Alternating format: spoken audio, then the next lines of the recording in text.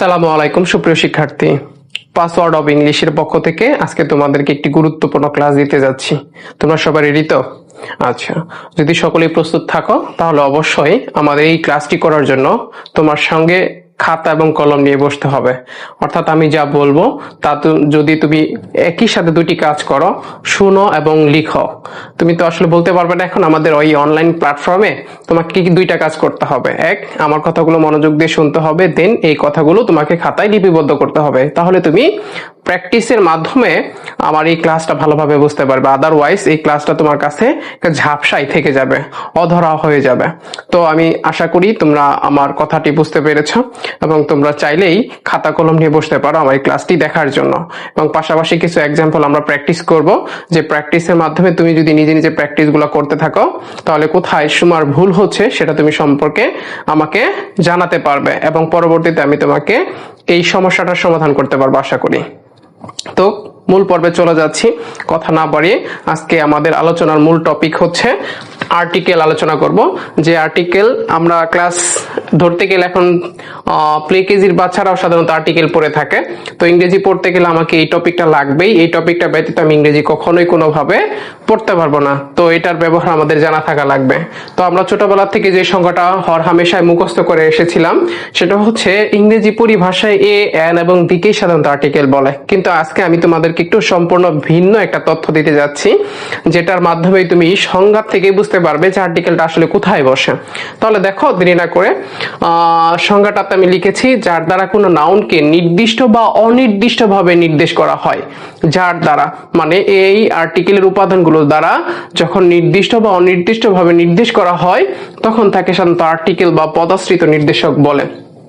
তো আমরা যদি একটা এক্সাম্পল দেখাই, এক্সাম্পলে তোমাদের জন্য লিখে রেখেছি, এখানে দেখতে পাচ্ছ যে আই রিড ড্যাশ বুক। এই বইটাকে দেখো নির্দিষ্ট করে বলছি কিনা, দেখো কোন ধরনের বইটাকে তুমি পড়তেছো, তুমি নির্দিষ্ট করে বলো নাই, যার জন্য এখানে আর্টিকেল অনির্দিষ্ট ভাবে বসবে। অনির্দিষ্টতা জ্ঞাপন করলে আমরা এখানে লিখে রেখেছি, দেখো তোমরা দেখতে পাচ্ছ অনির্দিষ্ট আর্টিকেল দুইটা জিনিস, এ এবং এন। এটা হবে কখন, যখন দেখবা যে ওই শব্দটা, ওই নাউনটা ফার্স্ট লেটারটি কনসোনেন্ট না ভাওয়েল। যদি কনসোনেন্ট হয়ে থাকে তাহলে তোমরা অবশ্যই এখানে এ ব্যবহার করবা। আই রিড আ বুক, এইটা হচ্ছে কনসোনেন্ট ফার্স্ট লেটার, আর এটা কিন্তু একটা নাউন, এটা হচ্ছে একটা নাউন।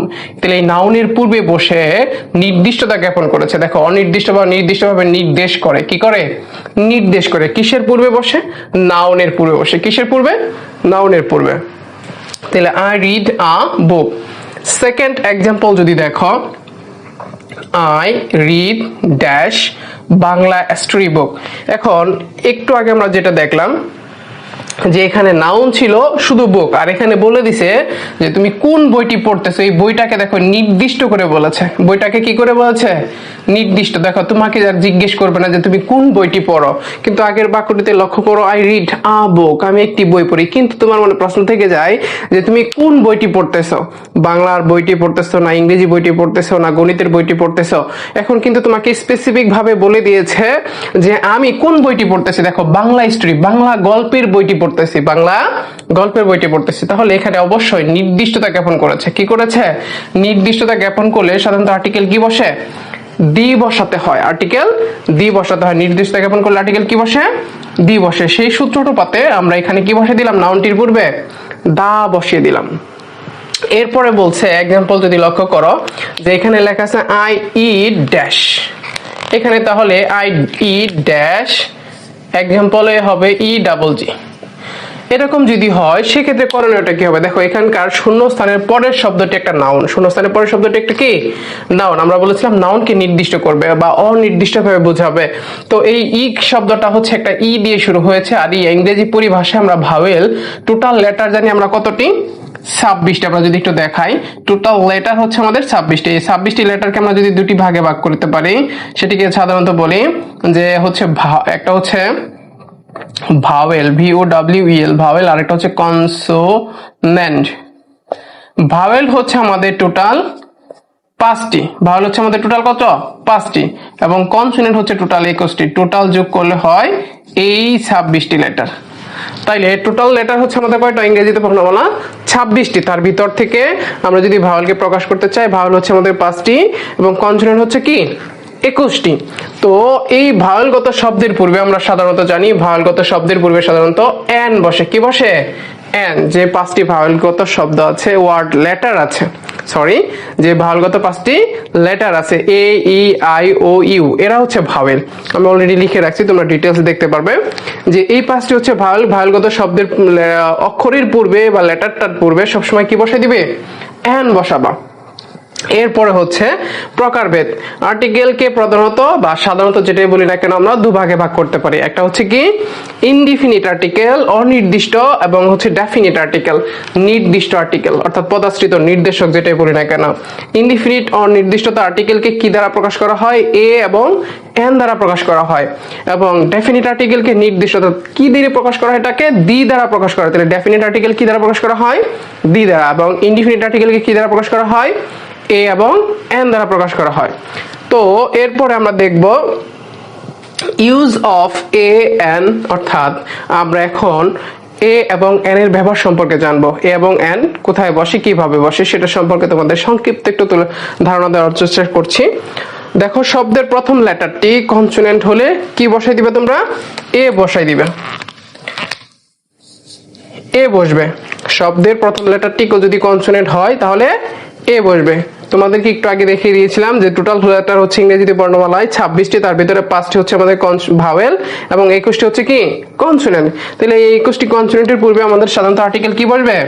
এ বসবে। এরপরে যে শব্দের প্রথম লেটারটি ভাওয়েল হলে, ভাওয়েল কি কি? এ ই আই ও ইউ, এই 5টি ভাওয়েল হয়, সেক্ষেত্রে আমাদের কি বসাই দিতে হবে? এন। তবে এখানে কিছু কথা আছে। কি কথা আছে? ইংরেজি বর্ণমালায় 5টি vowel A E I O U আছে, এদের উচ্চারণের উপর নির্ভর করে এ বা এন বসবে। সেটা কেমন? সেটা একটু যদি তোমাদেরকে দেখাই, যে আমরা যদি এখানে একটু তোমাদের বোঝানোর চেষ্টা করি, তাহলে আমি তোমাদেরকে এবার দেখাতে চাচ্ছি। সেটি হচ্ছে ইউ এর উচ্চারণের উপর ডিপেন্ড করবেন এবং উ এর উচ্চারণের উপর ডিপেন্ড করবে। অর্থাৎ উ এর উচ্চারণটা কেমন হইলে কি করবা, ইউ এর উচ্চারণটা কেমন হইলে কি করবা। সেই ক্ষেত্রে আমি তোমাদেরকে দেখাতে চাচ্ছি, ও এর উচ্চারণ যদি উ অথবা ও অথবা অ এর মতো হয় তবে এন বসবে। একটা এক্সাম্পলের মাধ্যমে দেখো, হি ইটস ড্যাশ অরেঞ্জ। তো এখানে দেখো শূন্যস্থানের পরে লেখা আছে অরেঞ্জ। অরেঞ্জ হচ্ছে একটা নাউন। তাহলে নাউনটার প্রথম যে লেটারটি, সেই লেটারটি হচ্ছে আমাদের ভাওয়েল সাউন্ড, অর্থাৎ উ হচ্ছে আমাদের ভাওয়েল। তো উ এর উচ্চারণটা দেখো, উ অরেঞ্জ, অ উচ্চারিত হচ্ছে। যদি উ এর উচ্চারণটা, এই উ এর উচ্চারণটা উ অথবা অ হয়, সেক্ষেত্রে আমরা কি বসাই দিব? এন বসাই দিব। এরপরে কি বলছি? I give her dash ornaments. Ornaments, উচ্চারিত হচ্ছে দেখো, তাহলে সেক্ষেত্রে আমরা কি বসাই দিব? এন বসাই দিব। এরপরে বলছে উ এর উচ্চারণ যদি ওয়া এর মতো হয় তবে এ বসবে। কিসের? উ এর উচ্চারণ যদি ওয়া এর মতো হয় তবে এ বসবে। আচ্ছা, সেক্ষেত্রে দেখো উ এর উচ্চারণটা, শি গ্যাভ মি ড্যাশ 1000 টাকা নোট, তার মানে সে আমাকে 1000 টাকার একটা নোট দিয়েছিল।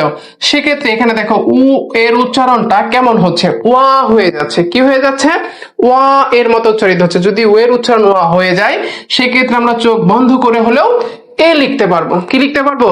এ লিখতে পারবো। এরপরে বলছে I saw dash one legged man yesterday. তাহলে এখানেও দেখো শূন্যস্থানের পরে কি আছে? ওয়ান। উ এর উচ্চারণ দেখো ওয়া এর মতো হয়ে যাচ্ছে। ওয়া এর মতো হয়ে গেলে আমরা কি বসাবো? এ বসাবো। কি বসাবো? এ বসাবো। এরপরে বলছে ইউ এর উচ্চারণের ক্ষেত্রে, ইউ এর উচ্চারণ যদি আম বা আন হয় তবে এন বসবে। দেখো ইউ এর উচ্চারণ কি হয়েছে? আম। কি? আম। তাহলে এখানে হবে অ্যান আনহ্যাপি ম্যান। তাহলে he is dash unhappy man, তাহলে এখানে হবে অ্যান আনহ্যাপি ম্যান। এরপরে বলছে ইউ এর উচ্চারণ যদি ইউ হয়, অর্থাৎ ইউ এর মতো উচ্চারিত হয়, তবে সেক্ষেত্রে কি বসাই দিবা? এ বসবে। কি বসবে? এ বসবে। দেখো ইউনিক ম্যান, ইউনিক নাকি আউনিক, আম ম্যান এরকম কোনো কথা বলে নাই, বলেছে ইউনিক। তাহলে সেক্ষেত্রে কি হবে? ইউ এর মতো উচ্চারিত হয়েছে, সেক্ষেত্রে এ হবে। ইউনিভার্সিটি তুমি উচ্চারণ করো, ইউনিভার্সিটিতে ইউ এর উচ্চারণটা ইউ এর মতোই হচ্ছে, মানে ইউ হয়। কি হয়? ইউ। সেক্ষেত্রে এ ব্যবহার করতে হয়। আশা করি তোমরা এতটুকু জিনিস আমি বোঝানোর চেষ্টা করলাম। ও এবং ইউ এর সাউন্ডের উপর ডিপেন্ড করে সাধারণত তোমাদের এ কিংবা এন ব্যবহার করতে হয়। এখন আমি তোমাদেরকে দেখাবো আর একটি নতুন শব্দ, সেটার জন্য একটু লক্ষ্য করো যে আমরা থাকবে শব্দের শুরুতে যদি কখনো এইস কথাটা থাকে, এইস লেটারটি, এই এইচ লেটারটি শব্দের শুরুতে ধরো থাকলো, সেই শব্দের শুরুতে যদি থাকে সেক্ষেত্রে এইচ থাকার পরেও সেক্ষেত্রে এইচ এর উচ্চারণ যদি না হয়, এইচ যদি সাইলেন্ট থাকে, যেমন একটা এক্সাম্পল আমরা যদি বলি অনেস্ট, দেখো এইচ আছে বাট এইচ কিন্তু আমরা জানি একটা কনসোনেন্ট, কিন্তু এইচ এর কোনো সাউন্ড হচ্ছে কিনা, এইচ এর যদি সাউন্ড না হয় তারপরে কি আছে সেটা দেখবা। এইচ এর পরে যদি কখনো ও থাকে, একটা নিশ্চিত কথা বলে রাখি, এইচ এর পরে যদি কখনো ও থাকে সেক্ষেত্রে যদি গ্যাপ থাকে, উক্ত গ্যাপে সবসময় আর্টিকেলের সময় এন ব্যবহার করতে হবে সব সময়। দেখো আমি যদি বলি honest, H O N E S T, honest, দেখো এইচ এর পরে ও আছে। এরপরে আমরা যদি বলি hour, H O U R, দেখো এইচ এর পরে কি আছে, ও আছে। এরপরে যদি বলি honourable, H O N O U R A B L E, honourable, তাহলে দেখো এইচ এর পরে, অর্থাৎ তোমরা সবসময় মনে রাখার চেষ্টা করো এইচ এর পরে যদি উ শব্দটি থাকে সেক্ষেত্রে সবসময় দেখবে এইচ এর সাউন্ড হচ্ছে না। যদি এইচ এর সাউন্ড না হয়, মানে এইচ এর সাউন্ড যদি হ না হয়, তাহলে উ এর সাউন্ড দিয়ে যদি সবকিছু শুরু হয়, মানে উ দিয়ে যদি উ এর সাউন্ডটা যদি ভেসে ওঠে সেক্ষেত্রে সবসময় তোমরা এন বসাবা, ওই শব্দটার পূর্বে সবসময় কি বসাই দিবা, এন বসাই দিবা। আশা করি তোমরা ক্লাসটি বুঝতে পেরেছো। প্রিয় শিক্ষার্থী, এখন তোমাদেরকে আমি দেখাতে যাচ্ছি যে সংক্ষিপ্ত শব্দের প্রথম লেটারটি যদি ভাওয়েল সাউন্ড হয় তবে এন বসবে, সংক্ষিপ্ত। এরপরে বলেছি সংক্ষিপ্ত শব্দের প্রথম লেটারটি যদি ভাওয়েল সাউন্ড না হয় তবে এ বসবে। দুটো এক্সাম্পলের মাধ্যমে যদি ক্লিয়ার হওয়া যায় তাহলে একটু লক্ষ্য করো, দুটো এক্সাম্পল লিখে রেখেছি। হি ইজ ড্যাশ এমপি, তাহলে এক্ষেত্রে কি দেখো, এগুলো হচ্ছে সংক্ষিপ্ত, অর্থাৎ মেম্বার অফ পার্লামেন্ট। এমপি মানে হচ্ছে মেম্বার অফ পার্লামেন্ট, অনেক সময় এটাকে কৃষির ভাষায় বলে মিউরেট অফ পটাশ, এমপি। তাহলে মেম্বার অফ পার্লামেন্ট, তাহলে এই যে এম বানান করো, দেখো এমটা কিসের মতো সাউন্ড হচ্ছে, এম বানান করলে দেখো ভাওয়েলের মতো সাউন্ড আসছে, এম এম এ, একটা ভাওয়েল সাউন্ড আসতেছে। যদি ভাওয়েল সাউন্ড হয়, ভাওয়েল সাউন্ডের আগে সবসময় কি বসাই দিবা, এন বসাই দিবা, তাহলে অবশ্যই এখানে এন হবে। হি ইজ ড্যাশ বি এ, দেখো বি বানানটা করো, বি এ, বিটারে বানান করো বি, বির ভিতরে কোনো ভাওয়েল সাউন্ড আসে, ভাওয়েল সাউন্ড নাই, তার মানে যদি ভাওয়েল সাউন্ড না হয় সেক্ষেত্রে আমরা সবসময় এ ব্যবহার করব, তার মানে এখানে কি হবে, এ হবে। যদি আমরা সি এর কথা বলি, বলতো সি এর ক্ষেত্রে কি হবে, এরপরে যদি আমরা এল এল বি বলি এক্ষেত্রে কি হবে, এরপরে যদি আমরা এমবিবিএস বলি, এরপরে হচ্ছে এফ সি পি এস, এগুলোর ক্ষেত্রে তাহলে কি হবে আমাদেরকে অবশ্যই কমেন্টস এর মাধ্যমে জানাবে। এরপরে যদি বুঝে থাকো, এই দুইটা নিয়ম যদি তোমরা বুঝে থাকো তাহলে অবশ্যই এগুলোর পূর্বে কি বসবে সেটা অবশ্যই কমেন্টসে জানাও। এরপরে তোমাদের সংক্ষিপ্ত কিছু ট্রিপস দিচ্ছি, শুধুমাত্র যে ক্ষেত্রে আমরা এ ব্যবহার করব, শুধুমাত্র আমরা এ কোথায় কোথায় ব্যবহার করব সেই কয়েকটা টিপস আমি তোমাদেরকে তুলে ধরার চেষ্টা করেছি, দেখো বুঝো কিনা। প্রথম কথা হচ্ছে জাতি বুঝাতে কমন নাউনের পূর্বে, অর্থাৎ যে নাউন দ্বারা পৃথিবীর সকল জিনিসকেই বোঝায়, একটা জিনিস দ্বারা সকল কিছুকেই বোঝায়। ধরো বলতে পারি যে রোজের কথাটা বলতে পারি, রোজ হচ্ছে আমাদের গোলাপ। গোলাপ শুধুমাত্র কি বাংলাদেশে এই একটা নামই প্রচলিত, নাকি পৃথিবীর সর্বক্ষেত্রেই রোজ রোজ এটা নামে পরিচিত? কমন, অর্থাৎ যে জিনিসটা পৃথিবীর সকল জায়গাতে একই নামে ডাকা হয় সেটা হচ্ছে কমন নাউন। অর্থাৎ কমন নাউনের পূর্বে সবসময় কি বসবে, আ বসবে, আ। তাহলে এক্সাম্পলে যদি দেখি কাউ, কাউ হচ্ছে একটা গরু, গরু হচ্ছে কমন, এটা কমন নাউন, কমন নাউনের পূর্বে কি বসে, এ। ম্যান মানুষ জাতি পুরুষ, সকল পুরুষকে বোঝানো হয়েছে এই জন্য এখানে কি হবে, এ হবে। ওম্যান সকল মহিলা জাতিদেরকে বোঝানো হয়েছে, মহিলা সম্প্রদায়, তাহলে মহিলা যা আছে তাদের পূর্বে আ বসবে। এরপরে কি বলেছি, তুলনা বোঝাতে প্রপার নাউন যদি কমন নাউন হয়, প্রপার নাউন যদি কি হয় তুলনা বোঝানোর ক্ষেত্রে, যদি দেখো তুলনা বোঝাতে প্রপার নাউন যদি কমন নাউন হয় এর পূর্বে এ বসবে। একটা এক্সাম্পল দেখো, ইউ আর ড্যাশ নজরুল, তোমাকে নজরুলের মতো মনে হচ্ছে।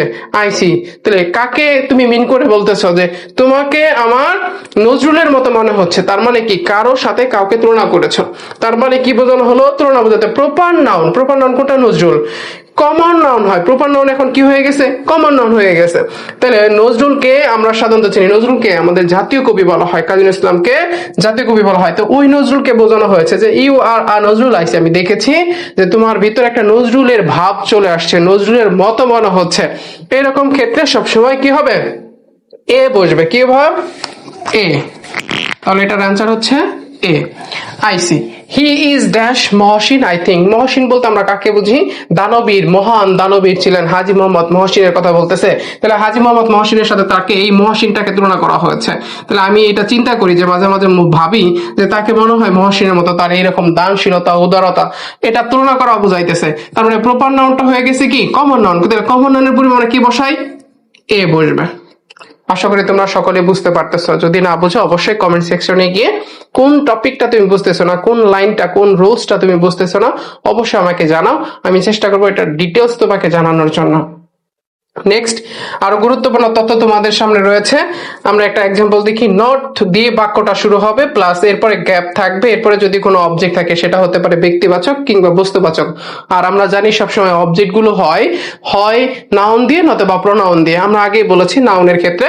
তাহলে not plus gap plus object থাকলে উক্ত শূন্যস্থানে এ বসবে। এক্সাম্পল যদি দেখি আমরা, not dash girl was absent.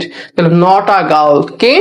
Not a girl, কোন বালিকাই সেখানে অনুপস্থিত ছিল না, তার মানে সকল বালিকাই সেখানে উপস্থিত ছিল, এরকম বোঝাচ্ছে। এরপরে বলেছি ভেরি গ্রেট, রিয়েলি, সো এর পূর্বে শূন্যস্থান থাকলে উক্ত শূন্যস্থানে সবসময় এ বসাই দিব। তাহলে দেখো এখানে কি শব্দটা আছে? ভেরি শব্দটা আছে। তাহলে ভেরির আগে কি বসবে? এ বসবে। ভেরি গ্রেট, রিয়েলি, সো এই চারটা শব্দের আগে সবসময় যদি গ্যাপ থাকে আর্টিকেলের ক্ষেত্রে সবসময় আমরা এ বসানোর চেষ্টা করব। এরপরে বলছে অতি গুরুত্বপূর্ণ একটা টপিক, কিছু কমন ফ্রেজ ওয়ার্ড সবসময় আ বসবে। যেমন ইন ড্যাশ হারি, ইন আ হারি, এটা লিখে রাখতে পারো তোমরা সবাই খাতায়। In dash, in a body একত্রে, ইনে হারি মানে তাড়াতাড়ি একযোগে, ইন আ ফিক্স উপযুক্ত, ইন আ নার্সেল সংক্ষেপে, আ লট অফ, আমরা এটা সবসময় জানি, এটা কমন আমাদের সকলের কাছে, a lot of, such as a result, ফলে, অ্যাজ এ রেজাল্ট অফ অর্থ হচ্ছে ফলে। এরকম কিছু ফ্রেজ, কমন ফ্রেজ থাকবে। যে কমন ফ্রেজ যদি থাকে সেক্ষেত্রে যদি শূন্যস্থান এইভাবে লক্ষ্য করো, সেক্ষেত্রে অবশ্যই আর্টিকেল কি বসাতে হবে? এ বসাতে হবে। নেক্সট, পেশা কিংবা ব্যবসায় এর পূর্বে একটা মিস্টেক হয়ে গেছে, সেটা হচ্ছে সাচ কিংবা মেনি এর পরে সবসময় এ বসবে। সাচ এস আমরা সাধারণত বলি, কিন্তু সাচ এর পরে যদি এস না থাকে, যদি গ্যাপ থাকে, সেক্ষেত্রে এ বসাই দিবা। মেনির পরেও যদি কোনো গ্যাপ থাকে, সাচ কিংবা মেনি এর পরে সবসময় কি বসবে? এ বসবে। এরপর হচ্ছে পেশা, ব্যবসা এবং এর পূর্বে এ বসবে। যেমন হি is dash teacher, he is a teacher, এটা তার একটা পেশা। টিচার, টিচিং, এটা একটা হচ্ছে তার একটা পেশা। তারপরে কি বলছে? হি হ্যাজ, এখানে বলছে দেখো ফিউ লিটল এর পূর্বে এ বসবে, ফিউ লিটল এর পূর্বে এ বসবে। তাহলে he has a few blow pain, তাহলে এখানে কি হবে? আ হবে। তো আশা করছি তোমরা এ পর্যন্ত বুঝতে পারতেছো। এরপরে তোমাদেরকে যে টপিকটা বোঝাতে চাচ্ছি সেটা হচ্ছে, সেক্ষেত্রে সবসময় কোথায় আমরা দা ব্যবহার করব, দিয়ে ব্যবহারটা তোমরা পাচ্ছ। তো সঙ্গেই থাকো। এর পরবর্তী ক্লাসটুকু পাইতে গেলে তোমাদের একটু ধৈর্য ধরে ভিডিওটা শেষ পর্যন্ত দেখতে হবে।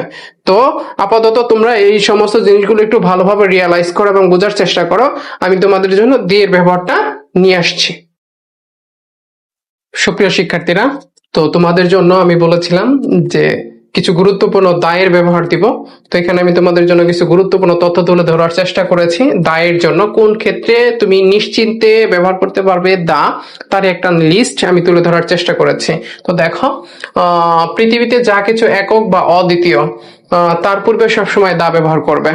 ধরো আমরা সাধারণত বলতে পারি পৃথিবীর ক্ষেত্রে আমরা যদি বলি আর্থ, EARTH, আর্থ মানে পৃথিবী। অনেক সময় বলে ইউনিভার্স, ইউনিভার্স, এই দুইটা শব্দের ক্ষেত্রে সবসময় তার পূর্বে কি বসাই দিবা? দা বসাবা। এগুলো হচ্ছে পৃথিবীতে একক, অদ্বিতীয়। ধরো স্কাই, SKY, SK এর আগে কি বসবে? দা বসবে। বুঝতে পারছি? ধরো চন্দ্র, সূর্য, এগুলো যা আছে, সূর্য, সানের আগে কি হবে? দা। মুনের আগে কি হবে? দা।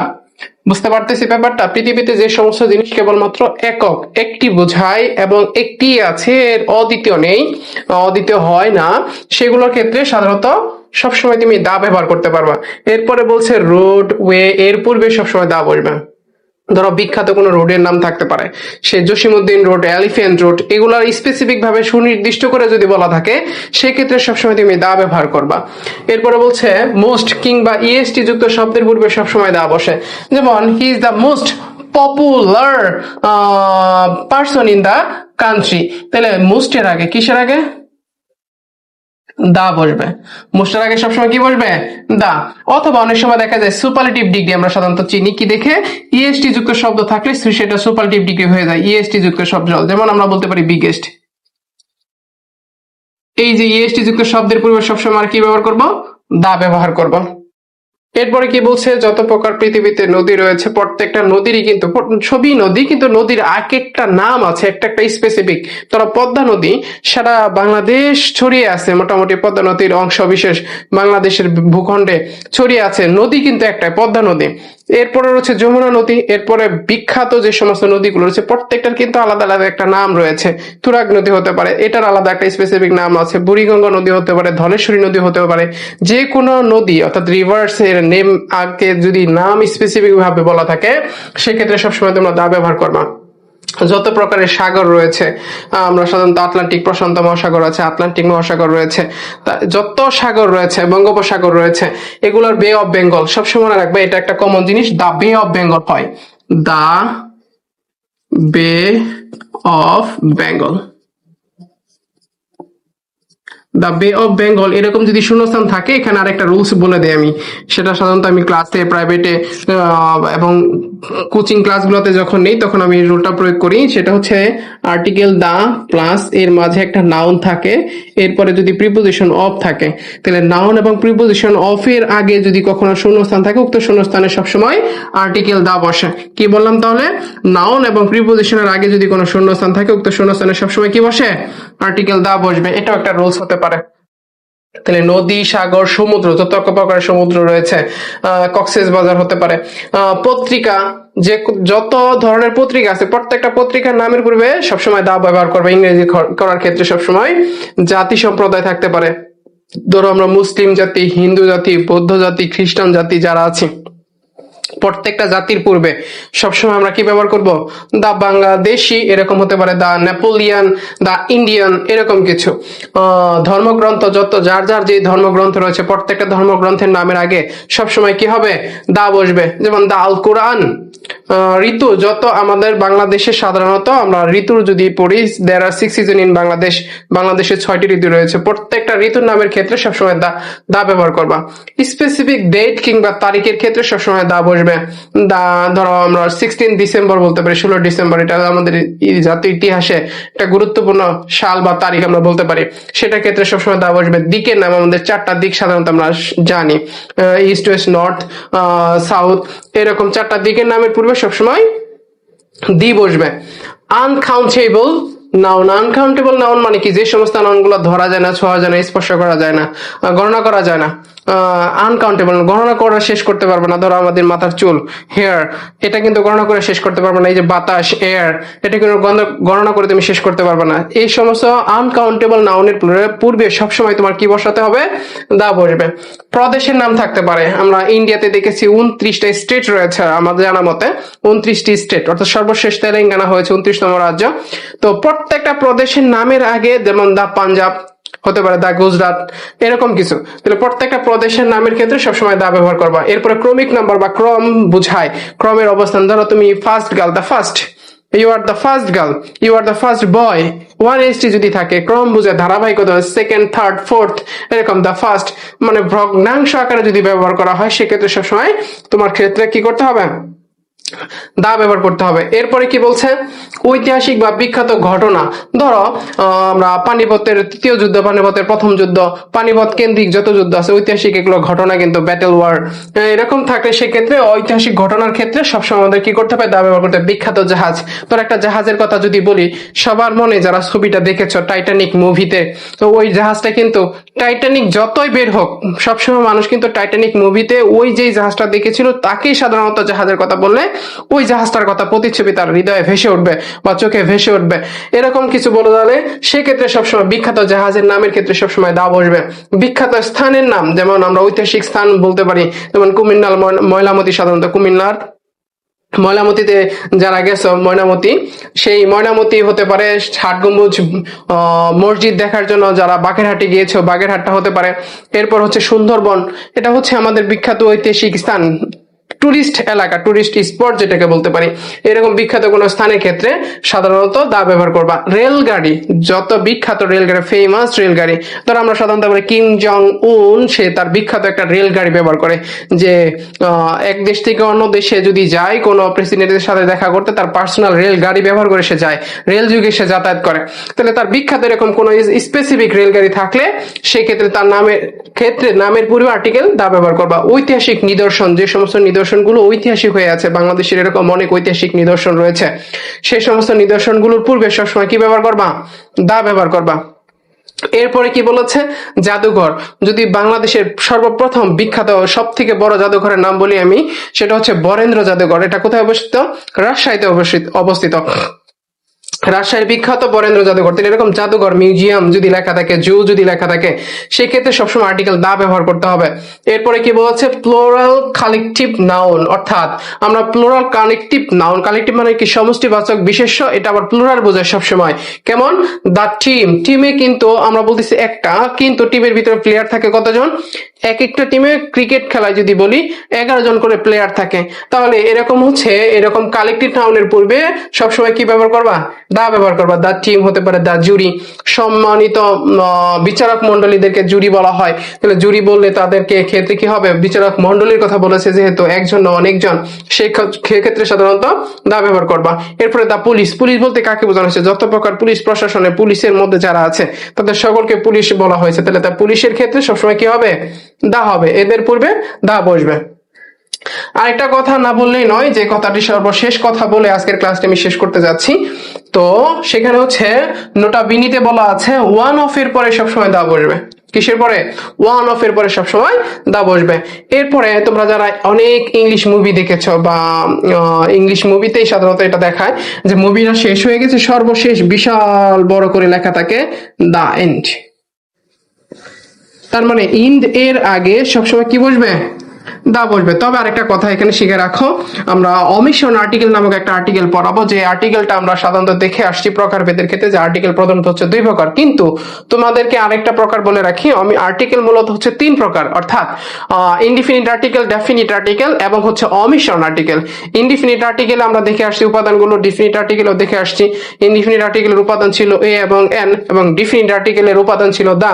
এখন আরেকটা আর্টিকেল আছে, নাম তার হচ্ছে অমিশন আর্টিকেল। এই অমিশন আর্টিকেল নিয়ে আমরা পরে কোনো একটা ভিডিও দিব, যে অমিশন আর্টিকেল কি সেটা সম্পর্কে তোমাদের পরে তুলে ধরার চেষ্টা করব, এবং পূর্ণাঙ্গ ভাবে ক্লাসটি আরো নতুন ভাবে দেওয়ার চেষ্টা করব। আশা করি তোমরা ক্লাসটি দেখবে, পরবর্তী ক্লাসটিও থাকবে, পাশেই থাকবে। তো এখন আমি তোমাদেরকে বলছি যে এই ইন্ট এর ক্ষেত্রে একটা প্রবাদ আছে, ইন্ট ড্যাশ স্মোক।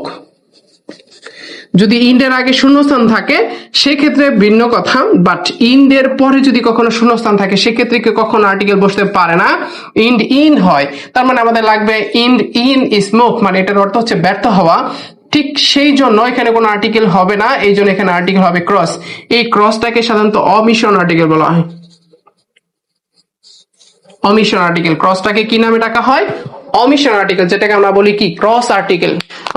যেখানে অনেক সময় বলে এটা হচ্ছে নাই আর্টিকেল, জিরো আর্টিকেল বলে, এটা হচ্ছে ক্রস অর্থাৎ অমিশন আর্টিকেল। যেখানে আমাদের আর্টিকেলের প্রয়োজন নেই, ব্যবহার হয় না, সে সমস্ত জায়গাতে আমরা অমিশন আর্টিকেল ব্যবহার করি। সেটার ব্যবহারও আমরা তোমাদের পরবর্তী ক্লাসে কোনো একটা ক্লাস দেখায় দেব। আশা করি তোমরা এই আর্টিকেলের শুরু থেকে শুরু করে এখন পর্যন্ত যতগুলো আমি ভিডিও তৈরি তোমাদেরকে দিয়েছি, আশা করি সকলে বুঝতে পেরেছো। যদি কোনোটা বুঝতে সমস্যা হয় অবশ্যই আমাকে কমেন্ট সেকশনে গিয়ে কমেন্ট করে জানাবে। আমি চেষ্টা করব যত দ্রুত সম্ভব হয় তোমাদের আনসার ব্যাখ্যা সহকারে দেওয়ার জন্য। সকলকে ধন্যবাদ জানাচ্ছি। পাসওয়ার্ড অফ ইংলিশের পক্ষ থেকে আন্তরিক ধন্যবাদ। আসসালামু আলাইকুম।